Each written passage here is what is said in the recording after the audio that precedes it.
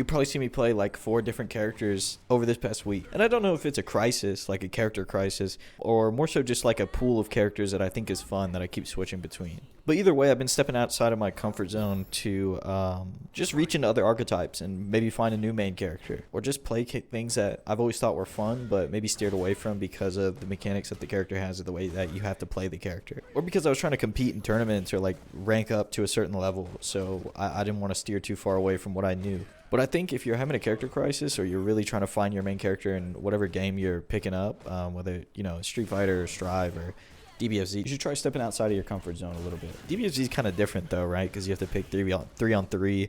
And a lot of characters in that game can share not only frame data, but they can share combos too. Like they have the Saiyan BMB and things like that. So you can cycle between characters in that game and not be too far from home per se. Or you can go off the deep end if you want to and play characters like Beerus who have their own unique mechanics, or Zamasu who has like float cancels and can like fly around and shit. And sometimes these characters' unique traits, like Banat's orb in Street Fighter, right? And her V-Trigger 1, and like Zamasu's fly, like I said. These traits which make these characters stronger than others or are supposed to give them an advantage can sometimes feel like an obstacle when you're trying to pick them up. Because in the back of your head, especially with Banat's V-Trigger 1, the one with the 6 orbs spawning, you have to individually control them in the combos, that you will have to learn how to do that eventually in order to play the character at its full potential. And for some people that might be a little bit daunting, and then they don't want to play the character. And for others it might motivate them to play the character even more. It's like a challenge. And that's for characters whose quote-unquote obstacles make them stronger. Like you have to learn to do that in order to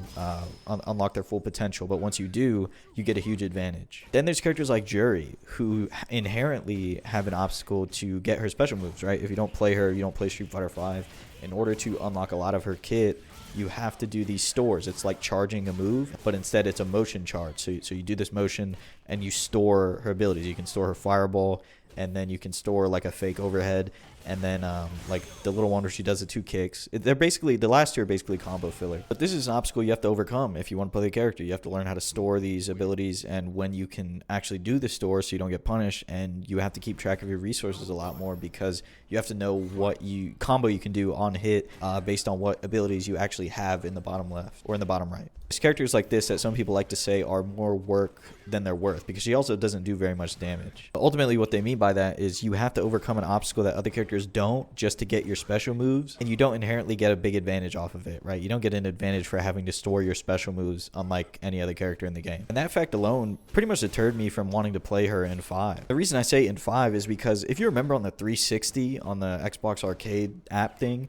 they had a free trial for Street Fighter 4 like back in 2011 or 2012, and all of my friends from Call of Duty downloaded it and we played it for about, I'd say 25 minutes. We played it for about 25 minutes, and the only character I could do any moves on was Juri. And so when I finally bought 5 in like 2019 or something, I tried to play Juri again because it's the only character I recognized. So I started with Colleen and Juri, I think were the 2 characters that I started with.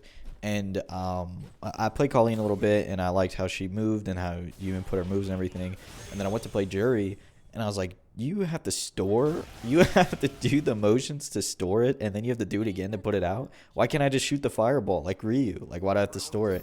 I thought it was pretty whack. I was a little bit more perceptive in my 25 minutes on Street Fighter 4. I would have noticed that you have to do that in that game too. Like, it's just negative edge in that game. You don't store it. So then I went back to Colleen, and then I went to I ended up playing Karen, and the rest is history. But as you start to learn the game on one character, you start to understand the strengths of the other ones and what makes them kind of appealing, what makes them fun to other people who play them. And so the best advice I can give to you if you are having a character crisis or you're trying to find your main character in a new game, step outside your comfort zone. I can give you an example of this.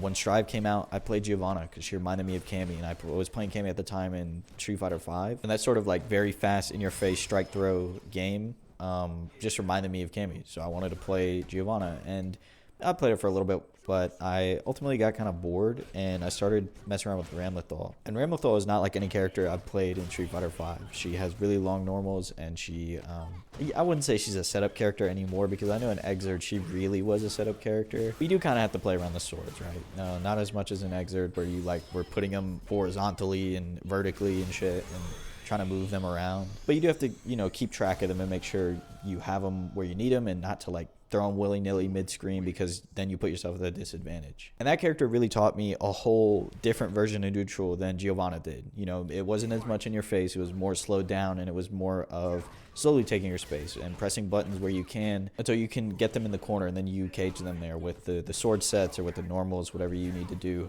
to keep them there, which I guess could be applied to most characters in that game. But something about how the sword set worked and how you can keep you can do like a very quote-unquote infinite pressure against people who don't really know how to get out of it. So the potential for that kept me interested in that character more so than any other one. But anyways, let's call it there for now. I hope you enjoyed this video. If it helped you, let me know in the comments below, and if you enjoyed, consider subscribing. Thanks so much.